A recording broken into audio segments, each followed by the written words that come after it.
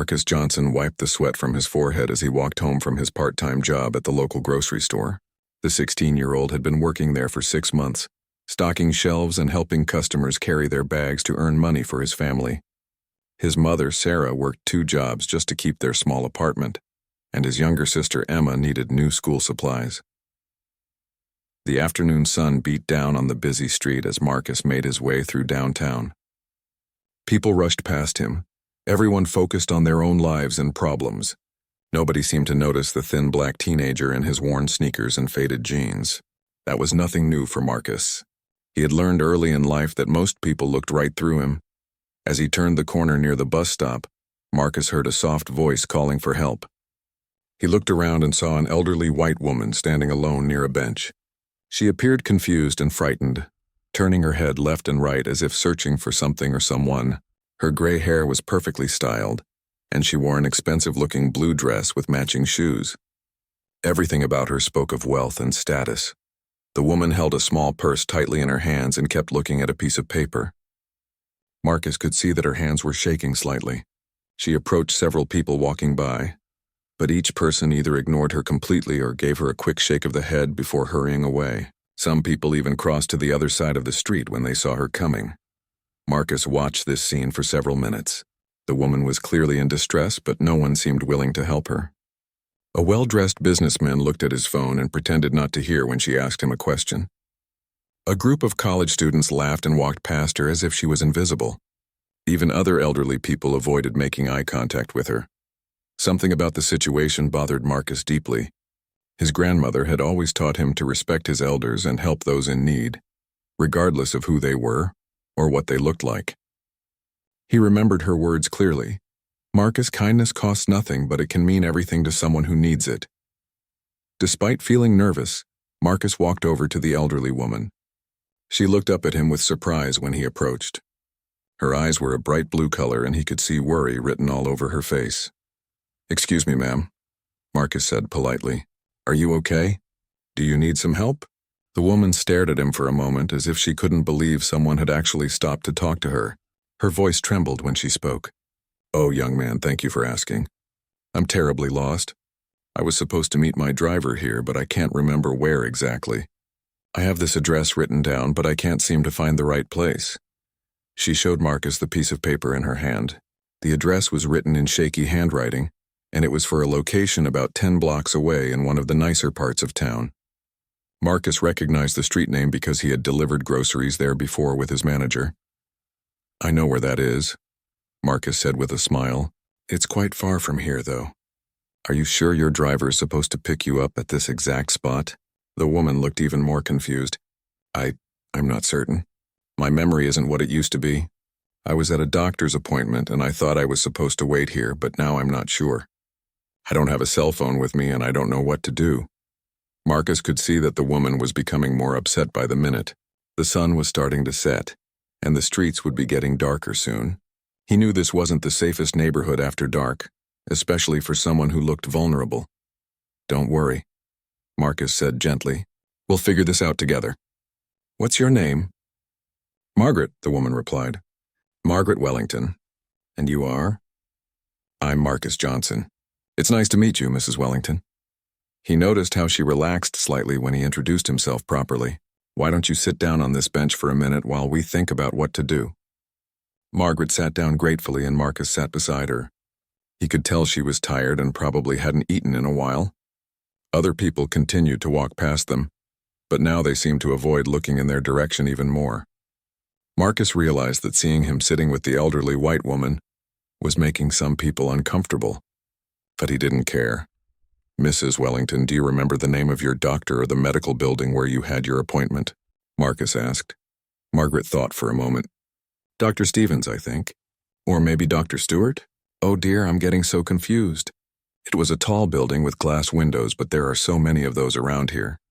Marcus pulled out his old smartphone, grateful that he had managed to save enough money to buy it. He started searching for doctors with similar names in the area. While he searched, he noticed that Margaret was shivering slightly even though it wasn't cold. "Are you feeling all right, Mrs. Wellington? When was the last time you had something to eat or drink?" "I had some tea this morning," she said quietly, "but that was many hours ago." I'm not sure what time it is now. Marcus looked at his phone. It was almost 6 o'clock in the evening. If Margaret had left home that morning for a doctor's appointment, she had been wandering around for hours. No wonder she looked exhausted and confused. Tell you what, Marcus said. There's a small cafe right across the street. Why don't we go get you something to drink and maybe a snack? It might help you think more clearly, and we can call some places to find your driver. Margaret looked at Marcus with surprise. You would do that for me? But you don't even know me. That doesn't matter, Marcus replied. Everyone deserves help when they need it. My grandmother always said that helping others is what makes us human. As they stood up from the bench, Marcus gently took Margaret's arm to help steady her. She seemed grateful for the support. Together, they crossed the street toward the small cafe, while other pedestrians continued to ignore them completely. Neither Marcus nor Margaret could have imagined that this simple act of kindness was about to change both of their lives forever. The small cafe was warm and welcoming, with soft lighting and the smell of fresh coffee filling the air. Marcus guided Margaret to a quiet table near the window where they could sit comfortably. The teenage waitress behind the counter looked surprised to see the unlikely pair, but she approached them with a friendly smile. What can I get for you folks? She asked. Marcus looked at Margaret encouragingly. What would you like, Mrs. Wellington?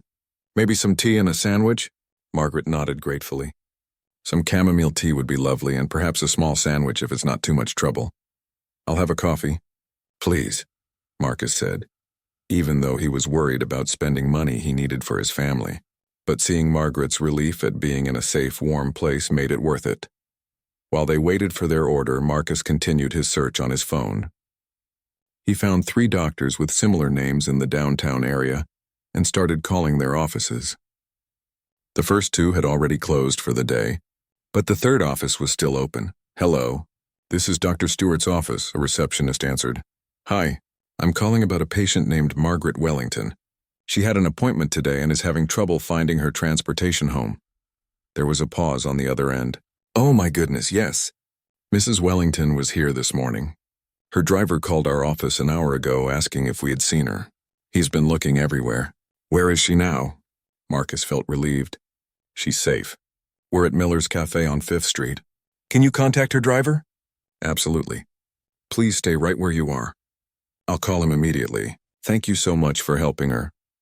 Marcus hung up and turned to Margaret, who was sipping her tea with obvious relief. Good news, Mrs. Wellington. I found Dr. Stewart's office and your driver has been looking for you. He'll be here soon. Margaret's eyes filled with tears. Oh, Marcus, I can't thank you enough. I was so frightened and confused. I thought I might be lost forever. As they sat together, Margaret began to open up about her day. She explained that she had been having some memory problems lately and had gotten confused after her doctor's appointment. She had walked out of the medical building and somehow ended up blocks away from where her driver was supposed to pick her up. I've been taking care of myself for so long, Margaret said quietly. My husband passed away 5 years ago, and my children live far away. I suppose I'm not as independent as I thought I was. Marcus listened carefully, noticing how lonely Margaret seemed. It's okay to need help sometimes, Mrs. Wellington. Everyone does. Please call me Margaret, she said with a warm smile. You've been so kind to me. Tell me about yourself, Marcus. Do you live nearby? Marcus felt a little embarrassed talking about his life compared to someone who was obviously wealthy, but Margaret seemed genuinely interested. He told her about his job at the grocery store, his mother's long work hours, and his little sister Emma. Your mother raised a wonderful young man, Margaret said. She must be very proud of you. I hope so, Marcus replied. She works really hard to take care of us. I just try to help out however I can. Margaret listened thoughtfully. As Marcus talked about his family's struggles with rent and Emma's need for school supplies, she began to understand the sacrifice he had made by spending money on her tea and sandwich. This young man, who clearly had very little, had used his own resources to help a complete stranger. About 30 minutes later, a black sedan pulled up outside the cafe. An older man in a driver's uniform got out and looked around anxiously. Margaret waved to him through the window. There's James, she said with relief. The driver, James, hurried into the cafe. His face showed immense relief when he saw Margaret safe and sound. Mrs. Wellington, thank goodness you're all right. I've been searching everywhere for you. When you didn't show up at our meeting spot, I was so worried. "Oh, James, I'm so sorry. I got completely turned around after my appointment. But this wonderful young man, Marcus, found me and took care of me." James turned to Marcus with gratitude. "Son, I can't thank you enough. When Mrs. Wellington gets confused, it can be very dangerous for her to be wandering around alone." Marcus stood up and shook James's hand. "I'm just glad she's safe now." As they prepared to leave, Margaret reached into her purse and pulled out her wallet. "Marcus, please let me pay you back for the tea and sandwich and something extra for your kindness." But Marcus shook his head firmly. "No, ma'am, I can't take your money. I helped you because it was the right thing to do, not because I wanted payment." Margaret looked surprised by his refusal. In her experience, most people expected something in return for their help. But this young man seemed genuinely unwilling to accept any reward. "At least let me give you my contact information," Margaret insisted. "I'd like to properly thank you somehow." Marcus hesitated. He didn't want to seem forward, but something about Margaret made him feel like she truly cared about his well-being. She wrote her phone number on a napkin and handed it to him. "Please call me sometime, Marcus. I'd love to meet your family and properly express my gratitude." As James helped Margaret to the car, she turned back to Marcus one more time. "You have a good heart, young man. Don't ever let the world change that about you." Marcus watched as the sedan drove away, feeling good about helping someone in need. He had no idea that Margaret Wellington was already forming plans that would impact his life in ways he could never imagine. The next morning, Marcus told his mother Sarah about his encounter with the lost elderly woman. Sarah listened proudly as her son described how he had helped Margaret. "You did the right thing, baby," Sarah said, giving Marcus a hug. "Your grandmother would be so proud of you." But as Marcus went about his normal routine over the next few days, he couldn't stop thinking about Margaret. There had been something special about her, something that made him feel like their meeting was more than just a coincidence. He kept the napkin with her phone number in his wallet, wondering if he should call her. Meanwhile, across town in her elegant mansion, Margaret Wellington was also thinking about Marcus Johnson. But she was doing much more than just thinking. Margaret Wellington sat in her study, surrounded by mahogany bookshelves and expensive artwork that decorated the walls of her mansion. The room was quiet except for the soft ticking of an antique clock on the mantelpiece. She held the napkin with Marcus's phone number in her hands, but she wasn't planning to make a simple thank you call. Instead, Margaret was making a series of very different phone calls. Her first call was to Detective Robert Hayes, a private investigator she had used for business matters in the past. "Detective Hayes, this is Margaret Wellington. I need you to conduct a background check on someone for me. A young man named Marcus Johnson." Margaret provided all the details she could remember about Marcus, including where he worked and lived. She wanted to know everything about the boy who had helped her when no one else would. "Mrs. Wellington, may I ask why you need this information?" Detective Hayes asked professionally. "Let's just say I'm considering making an investment in his future," Margaret replied mysteriously. What Marcus didn't know was that Margaret Wellington wasn't just any wealthy elderly woman. She was the founder and chairwoman of Wellington Enterprises, one of the largest charitable foundations in the state. For 40 years, she had been quietly helping deserving individuals achieve their dreams through education and opportunity. Margaret had built her fortune through smart business investments and real estate, but she had always believed that wealth meant nothing unless it was used to help others. Her late husband, Richard Wellington, had shared her passion for philanthropy, and together they had created scholarship programs, funded community centers, and helped thousands of people improve their lives. After Richard's death, Margaret had become more selective about her charitable work. She had grown tired of people who approached her foundation simply looking for handouts. She wanted to find individuals who truly deserved help. People with good hearts and strong character who would use opportunities wisely. The encounter with Marcus had reminded Margaret why she had started her foundation in the first place. Here was a young man who had gone out of his way to help a stranger, even though he clearly had very little money himself. He had refused payment and asked for nothing in return. This was exactly the kind of person Margaret had been hoping to find. 3 days later, Detective Hayes called Margaret with his report. What he had discovered about Marcus Johnson and his family impressed her even more. "Mrs. Wellington, the Johnson family has an excellent reputation in their community," Detective Hayes reported. "Marcus has never been in any trouble with the law. His teachers describe him as polite, hardworking, and responsible. His grades are mostly B's and A's, despite the fact that he works 20 hours a week to help support his family. The detective continued with details about Marcus's mother, Sarah. She worked as a cleaning lady at an office building during the day and as a waitress at a diner 3 nights a week. Despite working 2 jobs, she was struggling to pay rent on their small apartment and provide for her children. The family has been facing some recent challenges, Detective Hayes explained.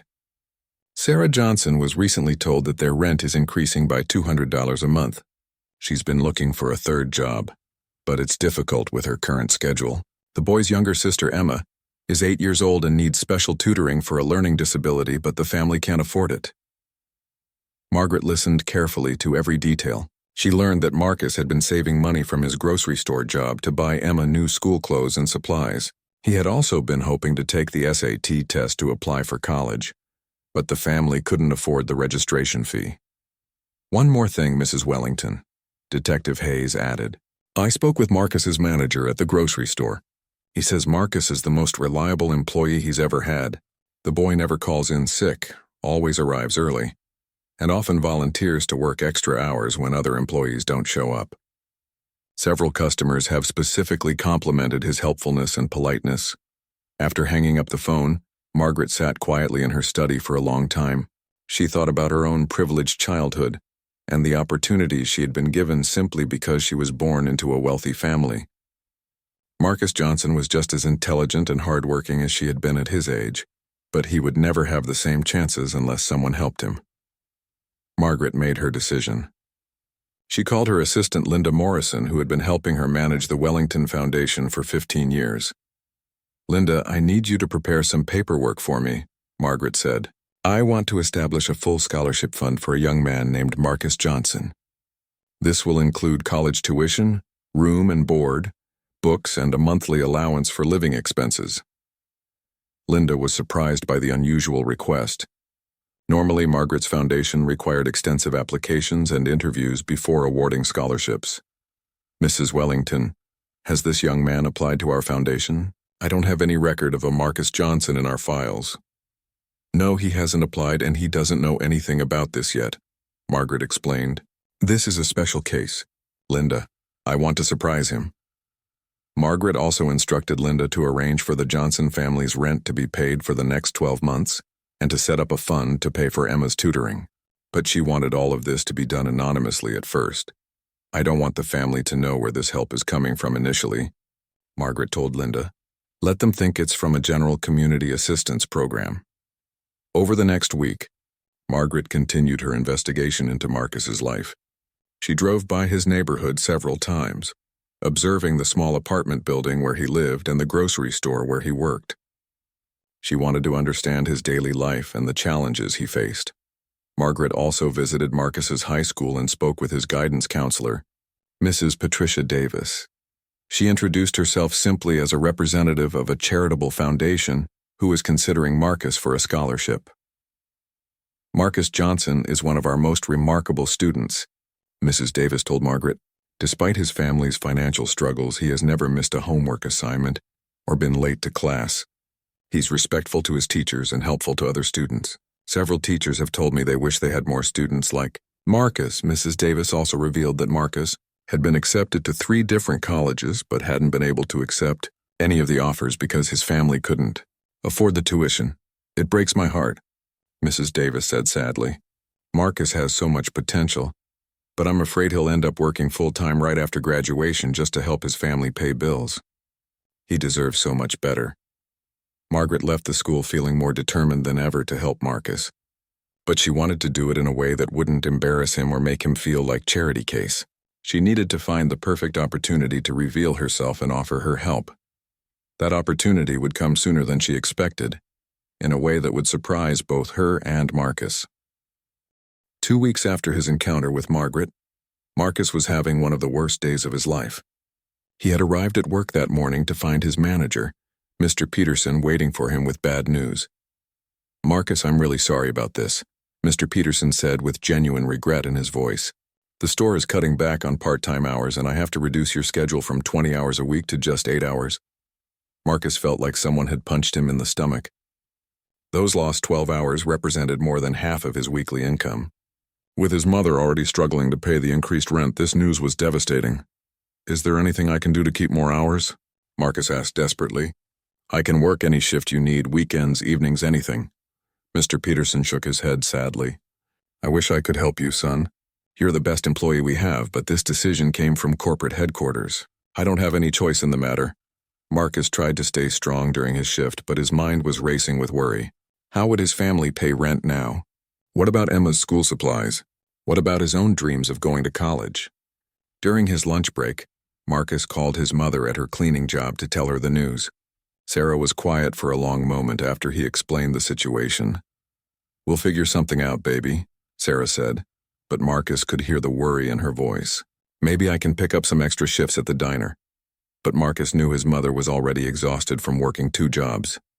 The thought of her taking on even more work made him feel sick with guilt. After work, Marcus walked home slowly, trying to think of solutions. As he approached his apartment building, he was surprised to see a well-dressed woman standing near the entrance, talking to his neighbor, Mrs. Rodriguez. The woman was Margaret Wellington, though Marcus didn't recognize her at first. She was wearing different clothes than the day he had helped her, and she looked more confident and composed. Margaret had been waiting for the right moment to approach Marcus, and when she heard about his reduced work hours through her network of contacts, she knew the time had come. Marcus, Mrs. Rodriguez called out when she saw him. This nice lady has been asking about you. Margaret turned around with a warm smile. Hello, Marcus. I don't know if you remember me, but I'm Margaret Wellington. You helped me when I was lost a couple of weeks ago. Marcus's face lit up with recognition. Mrs. Wellington. Of course I remember you. How are you doing? Are you feeling better? Much better, thanks to you, Margaret replied. I was hoping I could speak with you and your mother for a few minutes. I have something important I'd like to discuss with your family. Marcus felt confused but invited Margaret up to their small apartment. Sarah was home from her morning shift and was surprised to meet the elegant elderly woman her son had helped. Mrs. Johnson, your son saved my life, Margaret said as they sat in the modest living room. I was lost and frightened, and Marcus was the only person who stopped to help me. Sarah looked at Marcus with pride. He's always been that way, ma'am. Even as a little boy, he wanted to help everyone. Margaret smiled. That's exactly what I've discovered. Mrs. Johnson, I've been learning about your family's situation, and I'd like to help if you'll let me. Sarah and Marcus exchanged puzzled glances. Margaret continued, I represent a charitable foundation that helps deserving families and students. We'd like to offer Marcus a full scholarship to any college he chooses. The room fell silent. Marcus and Sarah stared at Margaret in disbelief. I'm sorry, what did you say? Sarah asked weakly.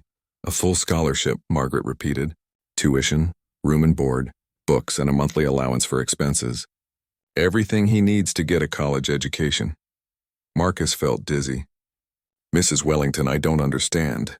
Why would your foundation choose me? I didn't even apply for anything. Margaret smiled mysteriously. Sometimes the best candidates are the ones who aren't looking for help, Marcus. Your character and kindness impressed me so much that I recommended you to our selection committee. What Marcus didn't know was that Margaret Wellington was the foundation, and there was no selection committee. But she wanted to make this seem like a normal scholarship award rather than a personal gift. There's more, Margaret continued. We'd also like to help with your family's immediate expenses. The foundation has a family assistance program that can help with rent and other necessities while Marcus is in school. Sarah began to cry. Ma'am, this is too much. We can't possibly accept such generosity. Mrs. Johnson, your son gave me something priceless when he helped me, Margaret said gently. He reminded me that there are still good people in this world who help others without expecting anything in return. This scholarship isn't charity. It's an investment in someone who will use his education to help others. Marcus was overwhelmed with emotion. Mrs. Wellington, I don't know what to say. This is like a dream come true. Say you'll accept it, Margaret replied with a warm smile. 8-year-old Emma had been quietly listening from the hallway. She ran into the living room and hugged Marcus tightly. Does this mean you can go to college like you always wanted? Marcus hugged his little sister, tears streaming down his face. Yes, Emma. It means I can go to college. Margaret spent the next hour explaining the details of the scholarship. She had already contacted the colleges that had accepted Marcus, and they were all willing to hold his spot for the spring semester. She also arranged for a tutor for Emma and made sure the family's immediate financial needs would be met. As Margaret prepared to leave, she pulled Marcus aside. "There's one condition to this scholarship that I didn't mention in front of your mother." Marcus felt worried. "What is it?" "I want you to promise me that when you're successful someday, you'll help someone else the way you helped me. Kindness should always be passed forward." Marcus nodded seriously. "I promise, Mrs. Wellington. I'll never forget what you've done for my family." As Margaret walked back to her car, she felt happier than she had in years. She had found exactly what she had been looking for: a young man with character, integrity, and a generous heart who would use his opportunities to make the world better. But Margaret's generosity was far from finished. She had even bigger plans for Marcus Johnson, plans that would surprise him again in the months to come. 6 months later, Marcus was thriving at State University. The scholarship from Margaret's foundation had completely transformed his life. He was studying business administration with a minor in social work, maintaining a 3.8 GPA while also participating in volunteer programs around campus. Marcus had stayed in touch with Margaret through regular phone calls and letters. She had become like a grandmother to him, always asking about his studies and offering encouragement when he faced challenges. But Marcus still didn't know the full truth about who Margaret Wellington really was. That truth would be revealed in the most unexpected way. Marcus was walking across campus one evening after his economics class when his phone rang. It was James, Margaret's driver, and his voice sounded urgent and frightened. "Marcus, this is James. Mrs. Wellington is in the hospital. She had a heart attack this afternoon and she's been asking for you." Marcus felt his heart sink. "Is she going to be okay?" "Which hospital?" "St. Mary's Hospital downtown. Room 314. "Marcus, I think you should come as soon as possible." Marcus immediately called his professor to explain the emergency and then caught the next bus to the hospital. During the hour-long ride, he worried constantly about Margaret. She had become such an important part of his life, like the grandmother he had never known. When Marcus arrived at the hospital, he found James pacing nervously in the waiting area outside Margaret's room. The older man looked relieved to see him. "How is she?" Marcus asked anxiously. "The doctors say she's stable now, but it was touch and go for a while," James explained. "She keeps asking for you. She says she has something important to tell you." Marcus knocked softly on the door to room 314 and entered quietly. Margaret was lying in the hospital bed, looking pale and weak, but her eyes brightened when she saw him. "Marcus, dear boy, thank you for coming," she said in a voice that was much weaker than usual. Marcus pulled a chair close to her bed and took her hand gently. "Of course I came, Mrs. Wellington. How are you feeling?" "I've been better," Margaret said with a weak smile, "but seeing you makes me feel stronger already." They talked quietly for a few minutes about his studies and his family. Sarah and Emma had been sending Margaret thank you cards and pictures regularly, and Margaret treasured each one. Then Margaret's expression became more serious. "Marcus, there's something I need to tell you. Something I should have told you months ago." Marcus listened carefully as Margaret began to speak in a quiet but steady voice. "The scholarship you received didn't come from just any foundation, Marcus. It came from my foundation, the Wellington Foundation. I created it and I personally chose you to receive that scholarship." Marcus stared at her in confusion. "I don't understand. You said you recommended me to a selection committee." Margaret squeezed his hand gently. "I know, and I'm sorry I wasn't completely honest with you. There was no selection committee. I am the Wellington Foundation. I've been running it for 40 years, and I personally funded your scholarship." Marcus felt shocked and overwhelmed. "But why? Why would you do all that for me?" "Because in 40 years of giving away money and trying to help people, I had never met anyone like you," Margaret explained. "Most people who come to my foundation want something. They have their hands out looking for help. But you helped me when I needed it most, and you asked for nothing in return. You wouldn't even let me pay for your coffee and sandwich." Margaret paused to catch her breath before continuing. "That's when I knew you were special, Marcus. You have something that money can't buy: genuine kindness and character. I wanted to give you opportunities because I knew you would use them to help others." Marcus felt tears welling up in his eyes. "Mrs. Wellington, I don't know what to say. You've changed my entire life." "And you changed mine," Margaret replied. "For years after my husband died, I felt like I was just going through the motions with my charitable work. But meeting you reminded me why I started the foundation in the first place. You gave me hope again. Margaret reached for a folder on her bedside table with shaky hands. There's more, Marcus. Much more. She opened the folder and showed him documents that made his eyes widen with disbelief. I'm leaving the Wellington Foundation to you in my will. When I'm gone, you'll be in charge of distributing millions of dollars to help deserving people. Marcus couldn't speak. The magnitude of what Margaret was telling him was beyond anything he could have imagined. But Mrs. Wellington, I'm just a college student. I don't know anything about running a foundation. Margaret smiled. You know the most important thing, how to recognize good people who deserve help. Everything else can be learned. I'll spend whatever time I have left teaching you about the business side of philanthropy. Over the next hour, Margaret explained the scope of her foundation. The Wellington Foundation had assets worth over $50 million.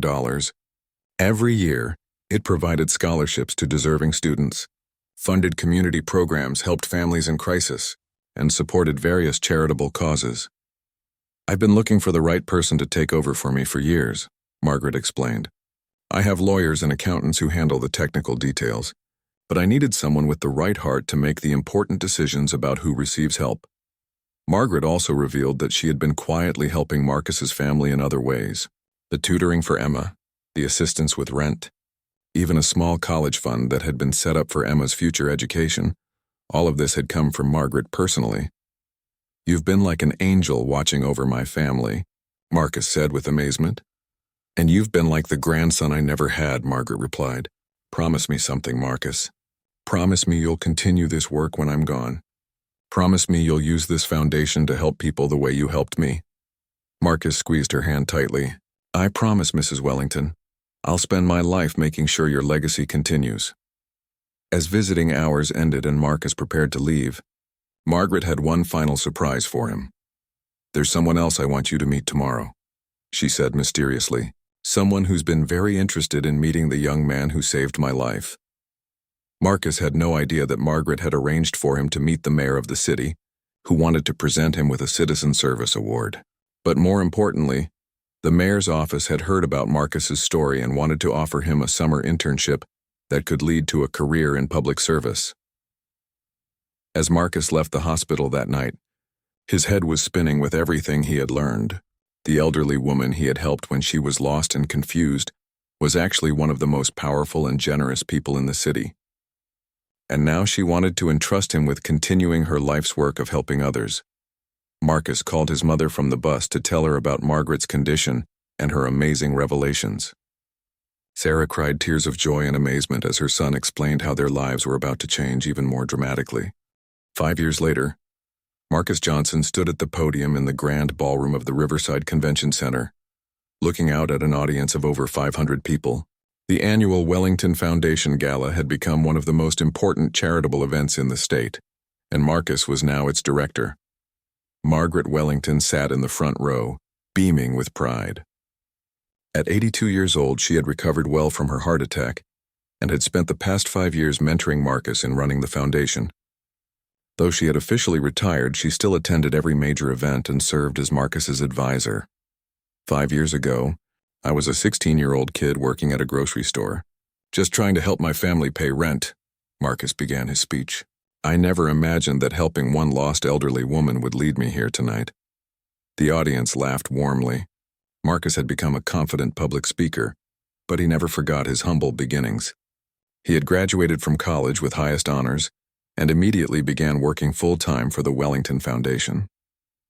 Tonight, I'm proud to announce that the Wellington Foundation has awarded over 200 scholarships this year alone, Marcus continued. We've helped families in crisis, funded community programs, and supported small businesses in underserved neighborhoods. Marcus looked directly at Margaret as he spoke. But this foundation isn't just about giving away money. It's about recognizing the potential in people who might otherwise be overlooked. It's about believing that one act of kindness can change everything. The audience erupted in applause. Under Marcus's leadership, the Wellington Foundation had expanded significantly. He had introduced new programs specifically designed to help at-risk youth, single mothers returning to school, and elderly people who needed assistance but were too proud to ask for help. One of Marcus's most successful initiatives was the Good Samaritan Scholarship. which specifically sought out young people who had demonstrated kindness and character in their communities. Recipients were identified not through applications, but through recommendations from teachers, community leaders, and even random acts of kindness witnessed by others. After the formal presentations, Marcus mingled with donors and scholarship recipients. He was approached by a young Latina woman named Sofia Rodriguez, who had received a scholarship 2 years earlier. "Mr. Johnson, I wanted to thank you again," Sofia said. "The scholarship allowed me to finish nursing school, and now I'm working at the Children's Hospital. I love being able to help sick kids get better." Marcus smiled warmly. That's exactly what Mrs. Wellington hoped would happen when she started this foundation. "How's your little brother doing?" "Carlos is doing great. He's in his 2nd year of the tutoring program the foundation sponsors. His grades have improved so much. Stories like Sophia's filled Marcus with purpose every day. The foundation now helped entire families, not just individual scholarship recipients. They had learned that supporting one person often meant supporting their whole family and community. As the evening wound down, Marcus sat with Margaret at a quiet table in the corner of the ballroom. James, now in his 70s but still Margaret's loyal driver, joined them along with Linda Morrison, who had become like a second mother to Marcus. "I have an announcement to make," Margaret said with a mischievous smile. "I've decided to establish one more scholarship program." Marcus looked curious. Margaret had been full of surprises over the years, constantly finding new ways to help people. "I'm calling it the Emma Johnson Memorial Scholarship for Learning Differences," Margaret announced. Marcus was confused. "Mrs. Wellington, Emma's not..." "She's fine. She's doing great in high school now," Margaret laughed. "I know, dear. But Emma inspired this program when she overcame her learning challenges with the help of tutoring. I want to help other children who struggle in school the way she did."